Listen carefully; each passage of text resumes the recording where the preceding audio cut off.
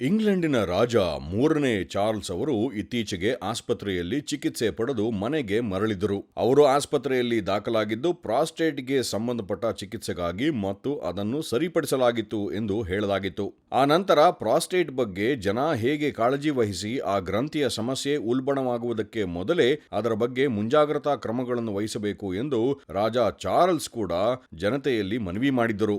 ಇಂಗ್ಲೆಂಡಿನ ಜನ ಮತ್ತು ರಾಜ ಚಾರ್ಲ್ಸ್ ಅವರ ವಿಶ್ವದಾದ್ಯಂತ ಇರುವ ಅಸಂಖ್ಯಾತ ಅಭಿಮಾನಿಗಳು ರಾಜನ ಆರೋಗ್ಯ ಸರಿಯಾಯಿತಲ್ಲ ಎಂದು ನಿಟ್ಟುಸಿರು ಬಿಟ್ಟಿದ್ದರು.